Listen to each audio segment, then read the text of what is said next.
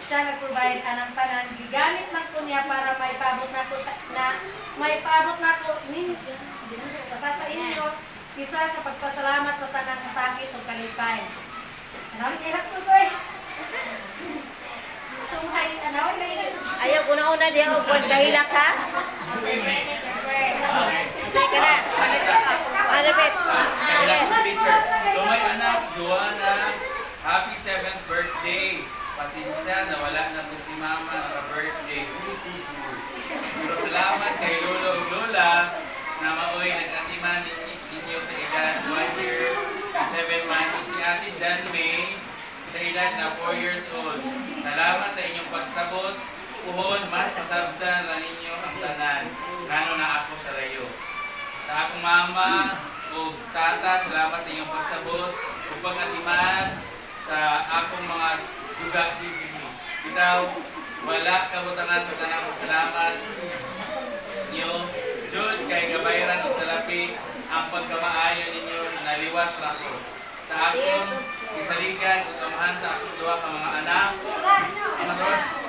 Salamat sa imong kabutan o responsable kaayo sa tanan, walay bisyo o focus sa pamilya na ikama sa panginabuhi, motivation.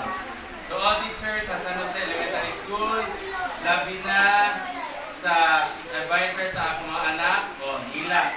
Salamat sa pag-update o pag-atiman sa pagtudlo nila, love you all. Salamat po kayo sa mga ginamit ng Lord na mao'y nag-alalay, na mabuo ning tanan si Lord, na magbalik, usog o sa inyong tanan. Hindi na tamo maisa-isa. Labi na sa akong mga igsuon, salamat sa positibo o mga negatibo o akong ikuhan usog para lumaban sa hamon ng buhay. God bless you po. Sa akong online family, Rise via Zoom, Prayer Warriors Ministry, Daily Devotion, Glory to God, every Friday, Women's Ministry. Maskin dili ta nagkailanay kay puro sa mga nagkalain-laing lugar. Pero si Lord ang naghatag ug wala ug way pa magpalakasan. Labi na natag layo sa atong pamilya. Salamat sa tanan-tanan. Okay, salamat daw sa tanan-tanan. Pagpakan.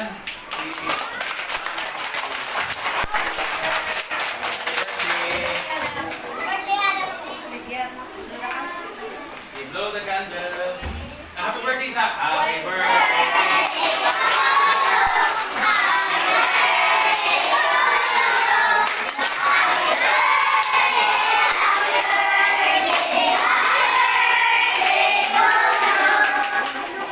Pagpas, happy birthday.